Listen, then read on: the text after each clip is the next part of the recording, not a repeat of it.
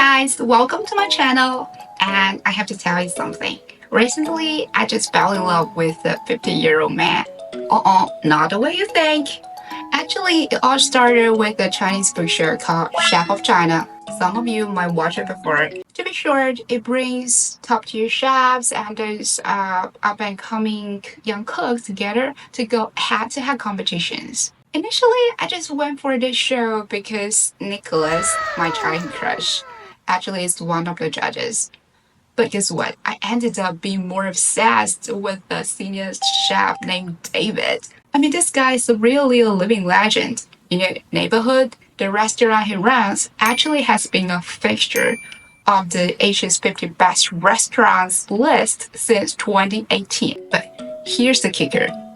Behind his insane skill actually is his super laid-back, easygoing, and fun-loving personality. And he's a total beer lover who's always looking for a drink. You can tell that from the show.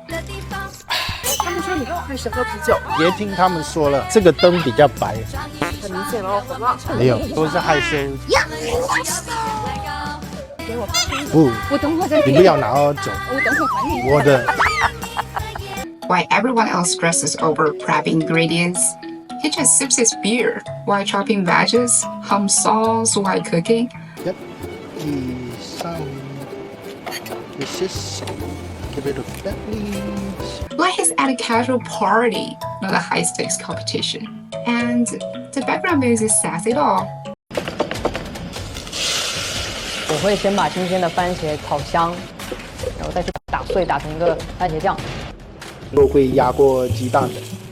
我觉得做到自己想做的，基本上就有一个基本的水准。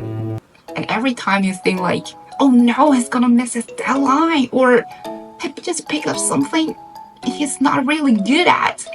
But don't worry, at the end, he drops a dish that blows everybody's mind.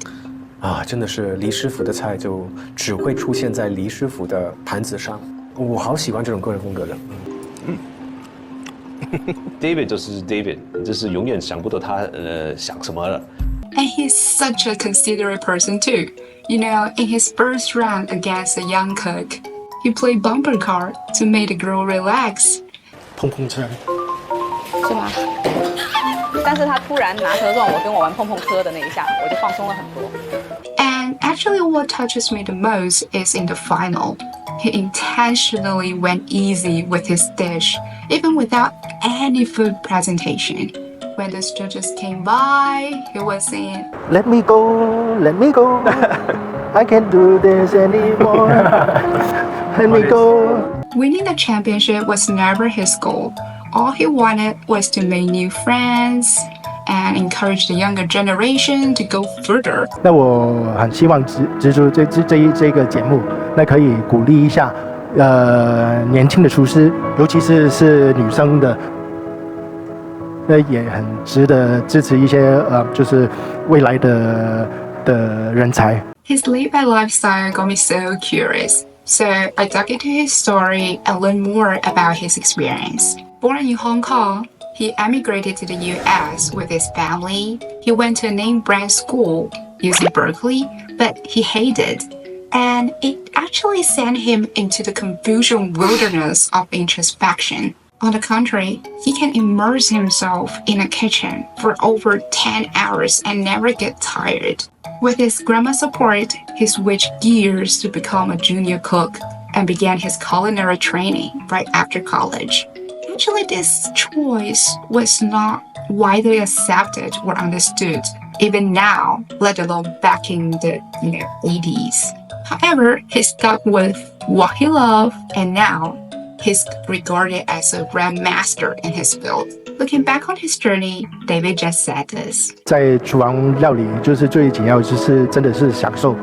我也知道，在这行享受之前是要教很多功课。基本上你要做厨师，你一定要喜欢吃的。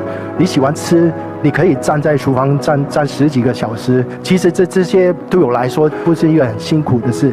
在人生就找到自己的兴趣，自己的天分，就是跟住他走，不要放手。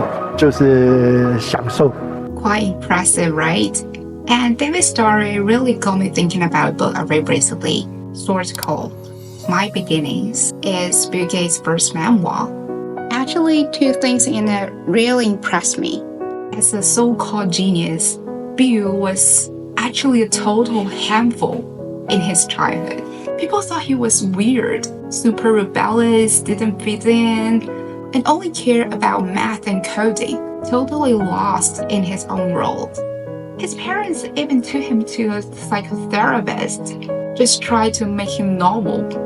Can't imagine that, huh? And the second point is that many people think that trailblazers pave new paths only because of their talents, gifts, genius, something like that. But the truth is, most of success comes from their unimaginable hard work. When Bill was a teenager, he often fell asleep in front of a computer, and once he even kept coding for 100 consecutive hours. Actually, this lines up perfectly with the quote from Michelangelo.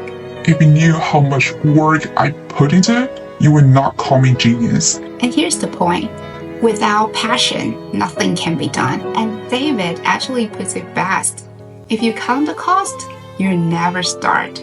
In Western culture, there's a belief that everyone was born with a mission, and God gave each of us unique talents and gifts specifically to help us achieve that mission. If you don't do what you're called to do, just imagine you're on your deathbed, and standing around your deathbed are the ghosts of your unfulfilled potential, the ghosts of the ideas you never acted on, the ghosts of the talents you didn't use. They're standing around your bed, disappointed, angry, or upset. They say, "We came to you because you brought us to life," they say. But now we have to be buried together. This idea always makes me stop and reflect on my life and ask myself, what's my mission and potential? Have I found them? Am I doing the thing that I'm truly passionate about? How many ghosts are gonna standing around my bed when my time comes? Same questions for you. Period.